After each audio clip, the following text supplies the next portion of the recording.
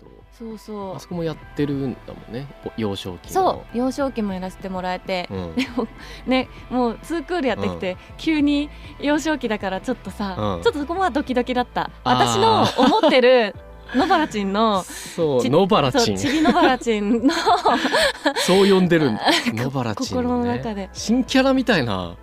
もんだもんねちょっとね。そうそうでも、それこそふみちゃんも初登場だったりするから、そうだね、なんかこれは勝手な瀬戸心の方だから、野原さんの解釈じゃないんだけど、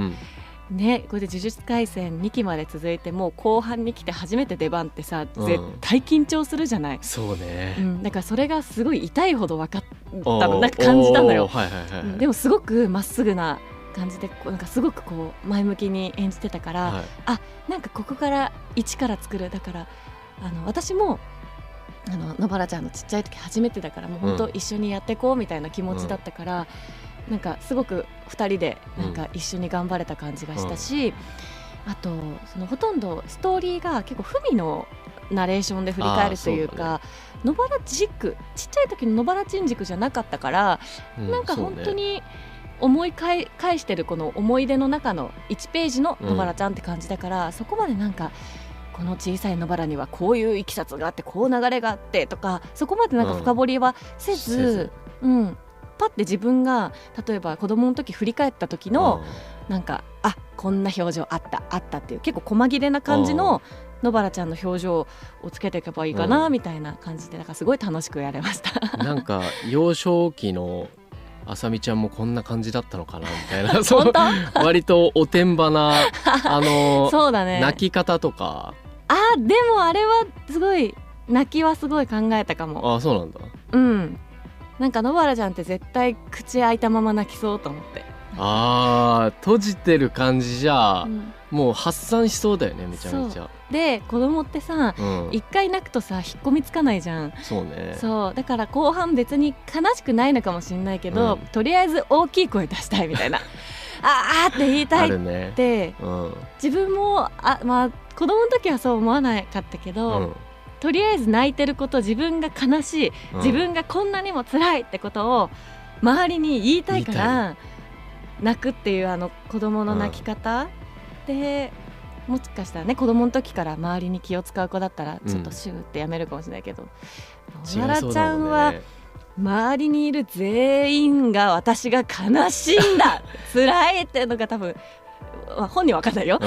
伝わるぐらいやるんじゃないかとかなと思って。確かになんか子供って意外と考えてる考えてる、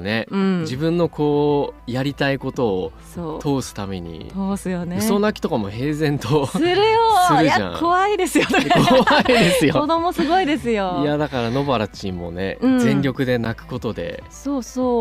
なんか発散してんのかもしれないね。でオンエアになったら、結構そのオフスタートだったわけ、泣きがね。オフスタートでだいぶ長いことその遠くから泣き声が響いてたから、だからあんなに長く撮ったんだと思って。そこで意図が、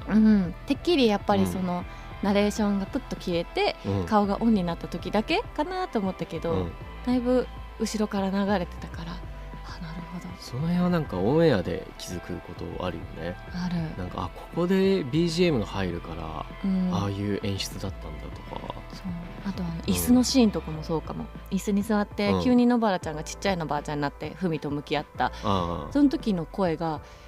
アフレコの時はこれ大人野原ですか、それともこのどっちですかって言った時に、絵は子供が映ってたけど、大人の野原さんでふみに話しかけてる感じだったから、なるほどと思って、でもその分からない感じっていうか、その不思議な感じ、っていうのが明るい空間、不思議な、空間にぴったりだなというふうには。結構精神世界みたいな感じの演出でもあるもんね、その過去を振り返って。そこがガガガッとこう噛み合わなくなってくるのも、リアルの状況に合わさってるからなのかなとかいうふうに、なんか私自身も本当自分のなんていうんだろう、想像と解釈でオンエアはすごい楽しませてもらいました。オリジナルシーンも多かったよね。そうだね。おばあちゃんが赤飯持ってくるとこもさ、そこオリジナル言葉しかなかったっけ。言葉しかなかったんだけど、確かおばあちゃんがはっきりなんかお手手がね映ってた、口も映ってたか。これは食べたくないなっていう感じをさせるような演出だったりとか。そうね、なんか多分野原さんが嫌って感じたものをより強調して表現されてるのかもしれないよね、最後そして虎杖とね伏黒と五条先生が3人なんか座ってるところとかも、椅子のシーンね、あの辺もやっぱちょっとグッとくるというか、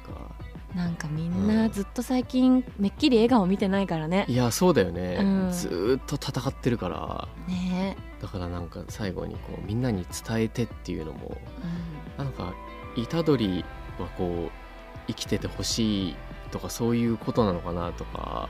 もしかしたら分かんないけど、でもそれだったらだいぶ重いし、でもそれくらいやっぱり虎杖演じてる純也くんがそのくらいの解釈で受け止めてくれるってた方がやっぱり重さ的には合ってるのかもしれないね、生きててほしいって重たいよ、いやなんかね真人も目の前にまだいたしさ、ここでみんなに伝えてっていうのがなんかいろいろありそうだなとか、呪術廻戦のセリフって深読みしようと思えばいくらでもなんか深読みできちゃいそうだから、深読みしすぎてなんか戻ってきちゃいそうだよね。結局ねこう360度走って戻ってきてまた